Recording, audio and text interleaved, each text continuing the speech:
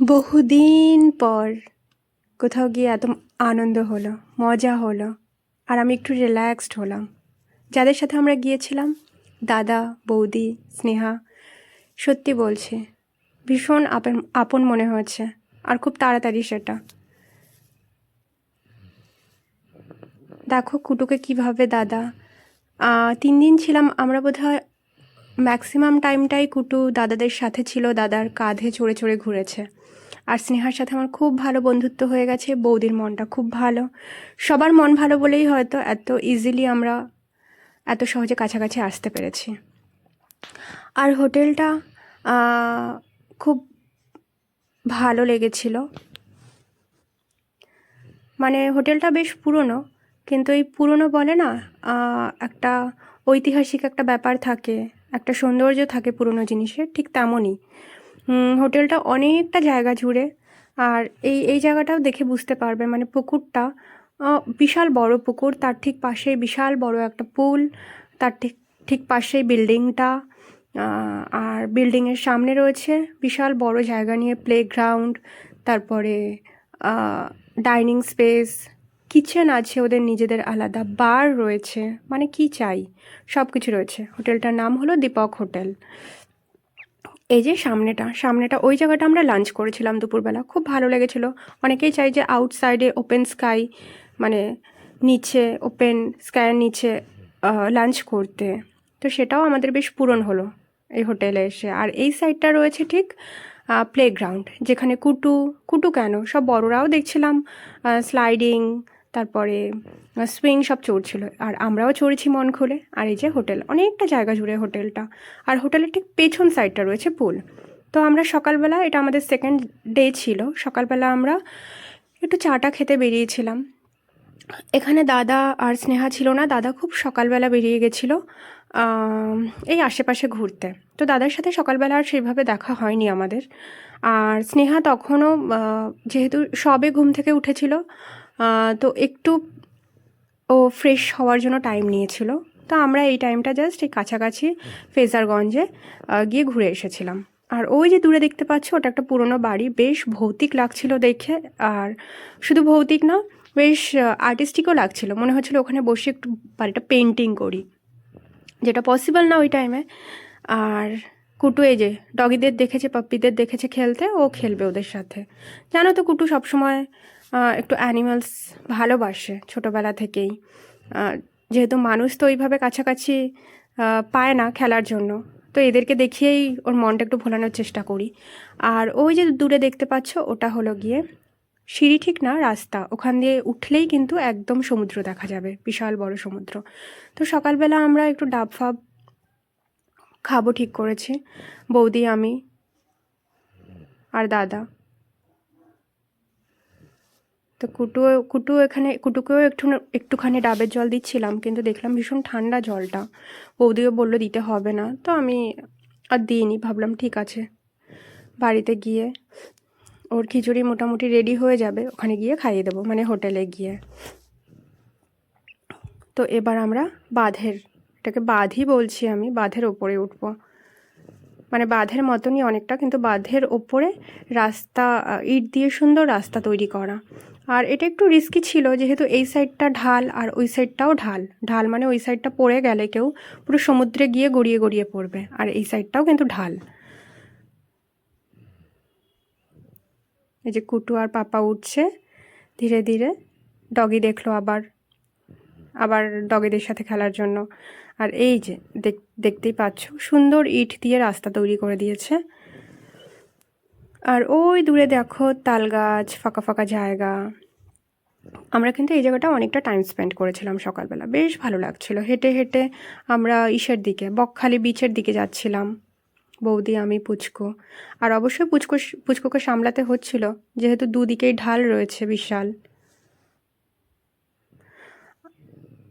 আর বৌদি দাদাকে অনেকবার ফোন করেছিল, কিন্তু যেহেতু দাদার ফোন সাইলেন্ট ছিল, পরে আমরা শুনেছিলাম, এজন্য দাদা ধরতে পারেনি। এই যে পেছনটা দেখতে পাবে সমুদ্র কিন্তু। আর এই দিকটা রয়েছে মাটি কেটে হয়তো ঢাল, মানে এই রাস্তাটা তৈরি করেছে, তার জন্য ওই দিকটা কিন্তু একটা ছোট্ট পুকুরের মতো তৈরি হয়েছে।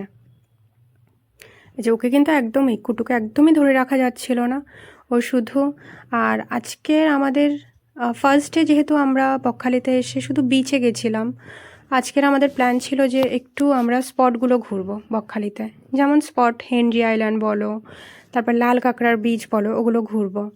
তারপর পুলে কিন্তু আমাদের ফার্স্ট ডে যাওয়া হয়নি। পুলটা দেখে আমরা ভীষণ এক্সাইটেড ছিলাম, আমি আর স্নেহা, যে আমরা ওখানে গিয়ে একটু, কিন্তু এক্সাইটেডের সাথে সাথে আমরা ভীষণ ভয়ও পাচ্ছিলাম, যেহেতু শীতকাল, ঠান্ডা কতটা হবে জলটা। আর অবশ্যই সেটা দেখো যে কতটা ঠান্ডা। মানে আমরা পুলে নামার পর বোধহয় হয় না যে বরফ খোলা জল যেমন হয় ফ্রিজ থেকে নামিয়ে দেওয়ার পর, ঠিক তেমনই ছিল জলটা। তা আমরা আবার ফিরে এসেছি ওখান থেকে। ফিরে এসে কুটুকে একটু এই ফ্রন্ট এরিয়াটাতে যে ছোট্ট একটা পার্কের মতো রয়েছে, ছোট্ট ঠিক না, বেশ বড় পার্কটা, স্লাইডটা অনেক বড়, আর সেখানে একটু খেলাধুলা করছিল। আমরাও একটু রোদে হালকা বসেছিলাম।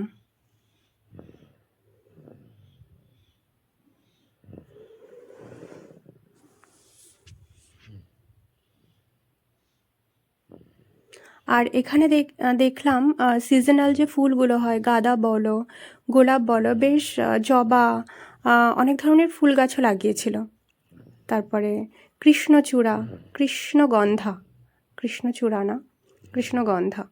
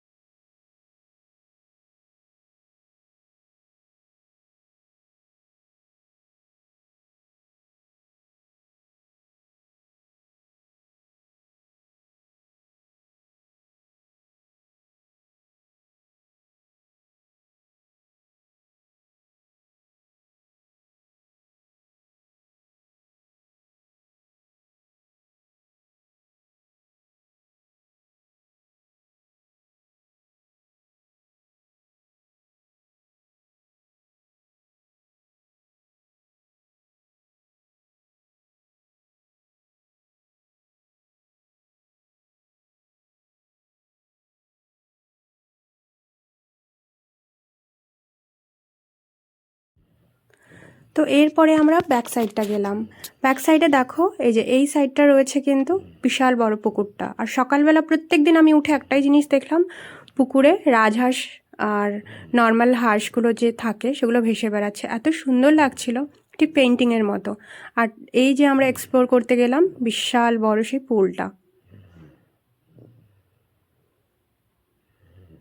আর ঠিক পুলের সামনেই রয়েছে ওইদিকে দেখতে পাবে কটেজ ওদের।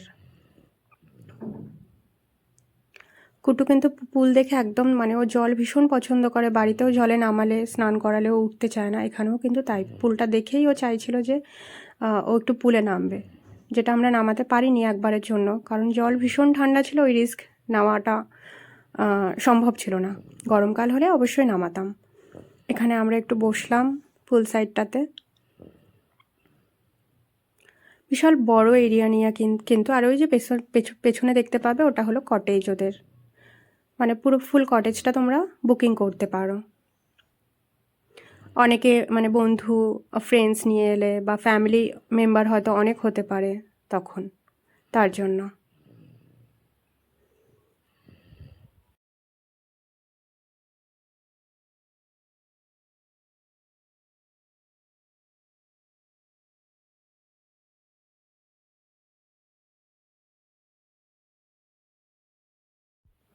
কিছুক্ষণের ভেতর আমার হাজব্যান্ডও চলে এসেছিলো, তো আমরা আবার ব্যাক করলাম। ব্যাক করে আমরা এখন এই যে দুষ্টু একটা। আর কুটু কিন্তু দেখতেই পাচ্ছ, মানে আমাদের থেকেও বেশি, এই যে পুরো ট্যুরটাতেই দাদার পিঠে কোলে করেই কিন্তু ও ঘুরেছে। খুব ভালো লেগেছে যে, মানে আমি একটু এতে কি হয়েছে, টাইম পেয়েছি নিজের জন্য। এই যে একটু ভিডিও করা বলো, একটু রিল্যাক্স হয়ে বসা বলো, এগুলো আমি একটু করতে পেরেছি, যেটা আমারও মনে হয়েছে যে হ্যাঁ আমিও ঘুরতে এসেছি, ওই একই একঘেয়ে রুটিন থেকে একটু বেরিয়ে।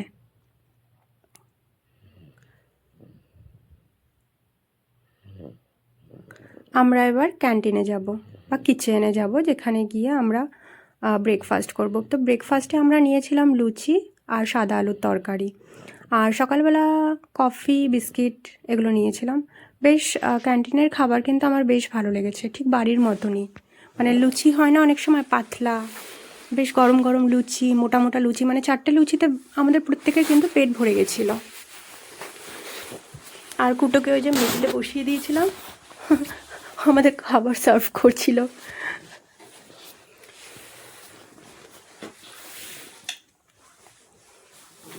আর এই গাছটা আমার খুব ভালো লেগেছিল, এর জন্য এই জায়গাটা আমি ভাবলাম একটুখানি ভিডিও বানিয়ে নিই। মানে অনেক ইচ্ছাও করছিল যে বসি, কিন্তু সেটা তো পসিবল হচ্ছিল না, যেহেতু কুটো সবার সাথে ঘুরে বেড়াচ্ছে, তো ওর খেয়াল রাখতে হচ্ছে মাঝে মাঝে। আর এটা হলো আমাদের ব্যালকনিটা, এখান থেকেও খুব ভালো লাগছিল, পুরো পুলটা আর এটা দেখা যাচ্ছিল। আর এটা আমি হাজব্যান্ডকে বললাম আসো একটা আমরা 3জনে মিলে রিলস মতো বানাই। তারপরে আমরা এবার বেরিয়ে গেছিলাম হেনরি আইল্যান্ডের উদ্দেশ্যে। রাস্তাগুলো বেশ মনোরম, ভালো লাগবে, ফাঁকা, চারিদিকে রাস্তার দুপাশে গাছপালা, গ্রাম্য দৃশ্য, গ্রামের ছোট ছোট মাটির বাড়িও ছিল, আবার পাকা বাড়িও ছিল, বেশ ভালো লাগবে, খেজুর গাছ। আর যেতে যেতে কিন্তু আমরা খুব সুন্দর মিষ্টি গুড় যে জাল দেয়, সেই গুড়ের মানে যে রসটা জাল দেয় আর সেটা দিয়ে গুড় তৈরি হয়, সেই গুড়ের মিষ্টি গন্ধ পাচ্ছিলাম। তো তখনই আমরা ঠিক করে নিয়েছিলাম যে আমরা গুড় বাড়িতে নিয়ে যাব। তো যেতে যেতেও আমাদের জার্নিটা কিন্তু বোরিং একদমই কাটছিল না। গান বাজনা বলো, তারপরে একসাথে গল্প বলো, মানে বেশ টাইমটা খুব সুন্দর কেটে যাচ্ছিল। তো এখান থেকে কিন্তু আমরা হেনরি আইল্যান্ড থেকে কিন্তু আমরা হোটেলে যাব সেটা ঠিক করেছিলাম, কিন্তু আমাদের হাতে অনেকটা টাইম ছিল। তো হেনরি আইল্যান্ড থেকে আমরা গিয়েছিলাম লঞ্চ, যে ফিশার লঞ্চগুলো রয়েছে সেখানে, সেই স্পটে। এবং সেখানে গিয়ে আমরা হঠাৎ করেই প্ল্যান করলাম যে আমরা লঞ্চেও আজকেরই চড়ে নেব, যেটা আমাদের কালকের প্ল্যান ছিল। তো আমাদের সাথে থাকো। আর বকখালিতে স্নেহা বা বৌদিরা আগেও এসেছিল, কিন্তু একদিন এসে জাস্ট হয়তো স্নান করেই চলে গেছে, এরকমই আমাকে বলেছে। কিন্তু এরকমভাবে স্পট কখনো এক্সপ্লোর করেনি, যেটা ওদের খুব ভালো লেগেছে। মানে যে স্পটগুলোতে হেনরি আইল্যান্ড বলো, যে বিচটা দেখেছে, বা আশেপাশের যে ওই গাছটাকে কি বলে, সুন্দরী এই যে এখান থেকে টিকিট নিতে হবে আমাদের হেনরি আইল্যান্ডের জন্য। এখানে কিন্তু একটা ওয়াচ টাওয়ারও রয়েছে, যেটাতে আমরা উঠিনি, আমরা পুরো হেনরি আইল্যান্ডের বিচেই ডাইরেক্ট গিয়েছি এখান থেকে গাড়ি নিয়ে। আর তোমরা 4 হুইলার আসলে তোমরা ডাইরেক্ট, মানে এখান থেকে যারা হয়তো 4 হুইলার আনে না, তারা এখান থেকে করে ভ্যান করে যেতে হয়। তো আমরা যেহেতু এনেছি, তো এখান থেকে তোমরা ডাইরেক্ট একদম হেনরি আইল্যান্ডের কাছাকাছি গিয়ে ওখান থেকে জাস্ট মিনিট, 3 থেকে 4 মিনিটের হাঁটা পথ। আর এই গাছটা আমি বহু বছর আগে একবার এসেছিলাম।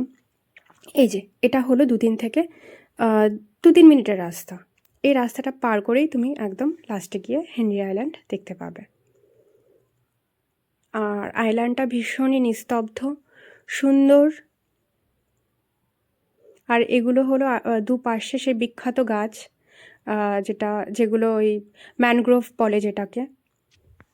আর এই ব্রিজটাও কিন্তু ভীষণ সুন্দর, মানে একটা ফিল আসছিল যে আমরা জঙ্গলে এসেছি।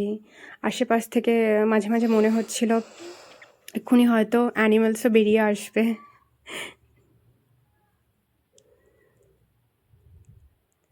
আর যেহেতু 25th ছিল, প্রচুর মানুষ কিন্তু ওখানে গিয়েছিল ঘুরতে। অন্য টাইমে হয়তো এত মানুষ দেখতে পাবে না। ভীষণ মানে যারা পছন্দ করো যে একদম কী বলবো, পিসফুলি ঘুরে আসবে, তারা অন্য টাইমে এলে এতটা ভিড়ের ভেতর এতটা লোকজন হয়তো দেখতে পাবে না। একা একা এসে মানে পিসফুলি ঘুরে যেতে পারবে। আর রাস্তাটাতেও তোমরা দেখতে পাচ্ছ, দেখো দূরে দূরে কিন্তু ম্যানগ্রোভ রয়েছে সব। দাদা বলছে এখান থেকে দৌড়ে যেতে ইচ্ছা করছে, আর সেম আমারও কিন্তু ইচ্ছে করছিল ভীষণ, যে এখান থেকে দৌড়ে ওই ওর দিকে জঙ্গলের ভেতর চলে যাই।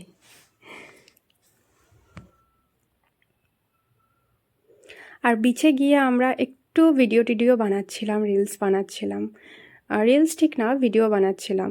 আমি, কুটুর বাবা কয়েকটা ফটোও তুলেছি। এই যে হেনরি আইল্যান্ডে চলে এসেছি। ভীষণ নিস্তব্ধ বিচ, এখানে থাকার মতো কিন্তু কোনো প্লেস নেই। রিসেন্টলি দেখলাম আসার সময়, মানে ওই 2-1 মিনিটের যে ম্যানগ্রোভের রাস্তাটা ছিল তার আগে কয়েকটা কটেজ তৈরি হচ্ছে, এখনও কমপ্লিট হয়নি। তো ফিউচারে হয়তো থাকার ব্যবস্থাও হবে, বিচে না হলেও বিচের কাছাকাছি। আমরা একটু এখানে ভিডিও বানাচ্ছিলাম, আমি, স্নেহা।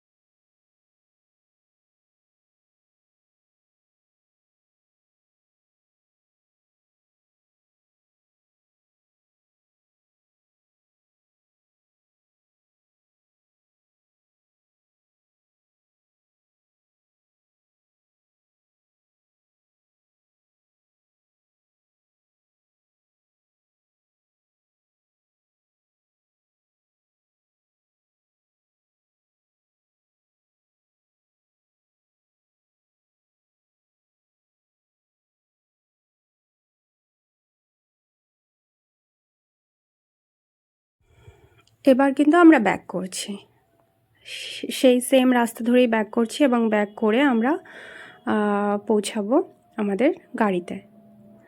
তো কুটুর জন্য জল আনা হয়েছিল আর ফ্রুট আনা হয়েছিল। তো ঠিক হয়েছিল আমরা ওখানে জুস বানাবো, কিন্তু কি একটা কারণে বানানো হয়নি। তো আমরা ঠিক করেছি নেক্সট যে আমাদের ফিশার লঞ্চ স্পট আছে, ওখানে গিয়ে আমরা কুটুকে কিছু খাইয়ে দেবো। আমাদের কাছে ফ্রুটস ছিল, কলা ছিল, তো সেগুলো আমরা ভেবেছি ওখানে গিয়ে একটু খেয়ে নেবো, হালকা খিদে খিদে পাচ্ছিল।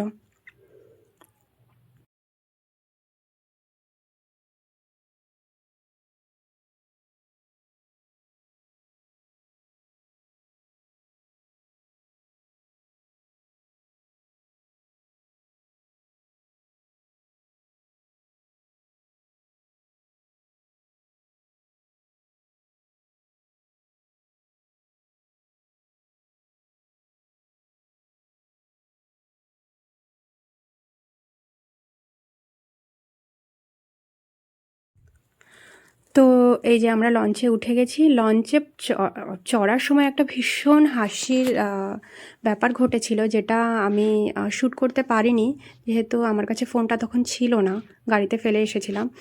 তো সেই বিষয়টা নিয়ে আমরা এত হেসেছি স্নেহা, আমি, কারণ আমাদের সামনেই সেটা ঘটেছিল। লঞ্চে যখন আমরা চড়ছিলাম তখন দাদা আর আমার হাজব্যান্ড গাড়ির কাছে গিয়েছিল ব্যাগ আনতে। তো আমি আর স্নেহা লঞ্চে ওঠার জন্য দাঁড়িয়েছিলাম। তো স্নেহা উঠে গেছে, তারপরে আমাকে বারবার বলছিল, বৌদি উঠে আসো উঠে আসো। তো কুটু যেহেতু আমার কোলে ছিল, তো আমি বললাম না, আমি উঠবো না, দাদা আসুক তারপরে আমি উঠবো। আমার ভয় লাগছিল ভীষণ, ওই যে গ্যাপটা থাকে লঞ্চে, মনে হচ্ছিল আমি যদি পড়ে যাই। তো একটা দাদু ওখানে ছিলেন, উনি হঠাৎ করে না বললেন, দেখো না, আমি উঠে দেখাচ্ছি কি ইজি ব্যাপারটা। এই বলে যেই উনি উঠেছেন, সাথে সাথে উনি লঞ্চের ওপর ধপাস করে স্লিপ করে পড়েছেন। ব্যাস, এই ঘটনাটা যখন আমাদের সামনে ঘটেছে, যে উনি যেহেতু উদাহরণ হিসেবে দেখাতে চেয়েছেন যে কত ইজি ব্যাপারটা, ঠিক উনি তার অপোজিটে গিয়ে উনি পড়ে গেছেন।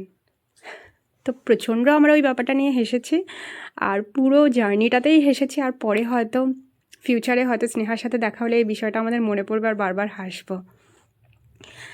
আর লঞ্চে চড়ার এক্সপিরিয়েন্স খুব সুন্দর। বহু বছর ধরে আমার ইচ্ছা ছিল যে নৌকো চড়বো, লঞ্চে চড়বো, পুরো মিডিলে সমুদ্রের মাঝখানে গিয়ে মানে গিয়ে একটু লঞ্চটা দাঁড়াবে। তো সেই ইচ্ছেটা পূরণ হলো, কিন্তু একটু রিস্কি হলো কুটুকে নিয়ে, যেহেতু ও বাচ্চা, ওকে ধরে রাখা যাচ্ছিল না সহজে। ওর ধারণা তো নেই যে মানে লঞ্চের বাইরে জল আছে। ও যেমন ওই তীরবর্তী জায়গাতে হাঁটতে চায়, সেটাই হাঁটতে চাইছিল বারবার। তো ওকে একটু আটকানো নিয়ে একটু প্রবলেম হচ্ছিল, নয়তো খুব সুন্দর লেগেছে এক্সপিরিয়েন্স সত্যি। জলে যারা ভয় পায় তাদের জন্য আমি জানি না, বাট আমিও ভয় পাই, স্নেহা ভয় পায়, কিন্তু তাও ভালো লেগেছে। আর এই যে আমার বর একটু একটু আমার ভিডিওতে আসছে মাঝে মাঝে। আমরা টুকিটাকি খাবার নিয়ে গেছিলাম। লঞ্চ জার্নিটা ছিল মোটামুটি 2 ঘন্টার, 1 ঘন্টা আসতে 1 ঘন্টা যেতে। আর এটা কোনো ডেস্টিনেশন ছিল না, একটা স্পট পর্যন্ত ওরা গিয়ে একদম সমুদ্রের মাঝখানে না, মানে একটা স্পট পর্যন্ত গিয়ে ওরা আবার ফিরে আসছিল। আর এই যে দেখতে পাচ্ছ, এগুলো কিন্তু ওই লঞ্চ ভাড়া করে ট্যুরিস্ট নিয়ে যাচ্ছিলো, মানে আমাদের মতনই লঞ্চ। আর ওই একদম প্রথমের দিকে দেখবে কিছু নৌকো দেখালাম, ওগুলো কিন্তু মাছ ধরার নৌকো। আর একটা এক্সপিরিয়েন্স আমার হলো, যেটা হলো এই একটা স্পটে গিয়ে দেখলাম যে দুটো জল দুরকম, আর দুটো জল কিন্তু মিক্স হচ্ছে না। এটা না আমি বহুদিন আগে ফেসবুকে আমি শুনেছিলাম যে দুটো জল দুরকম হয় আর মিক্স হয় না, মানে দুটো নদীর বলো জল বা সমুদ্রের জল দুরকম হয়, আর দুটো জল কিন্তু মিক্স হয় না। আর আমিও সেটা দেখলাম, আর দেখে ভীষণ ভালো লাগলো, নতুন এক্সপিরিয়েন্স এগুলো ঘুরতে এসে। আর এই যে আমরা আমাদের এখানে কমপ্লিট হয়ে গেল আমাদের লঞ্চ চড়া। আর আর যে জল দুটোর কথা বলছিলাম, ওটা কিন্তু ঢেউটাও আলাদা আর কালারটাও আলাদা দুটো জলের। তারপরে আমরা এসে লাঞ্চ করছিলাম, আর এখানে সবার লাঞ্চ হয়ে গেছিলো। কুটুকে আমি মানে খাইয়ে দিয়েছিলাম। তো সবার লাস্টে আমি লাঞ্চ করছিলাম, যেহেতু একটু শান্তিতে আমি চাইছিলাম যে খাবারটা খাই, নয়তো কুটুর সাথে খেলে যেটা হয়, ওকে খাওয়াবো না নিজে খাবো, একটা নাকে মুখে ব্যাপার হয়ে যায়। তো এর জন্য বৌদি পাশে আমার বসেছিল, যাতে আমি একা না ফিল করি। আর এটা ছিল আমাদের সেকেন্ড ডে, আর এটা হলো একদম ঘুমের টাইমে স্নেহা এটা নিয়েছে কুটুর ভিডিও, টুকি টুকি খেলা। তো গুড নাইট সবাইকে, আর সাথে থাকো। থার্ড ভিডিও আসছে, যেখানে আমি, স্নেহা, সবাই মিলে আমরা পুলে নামবো।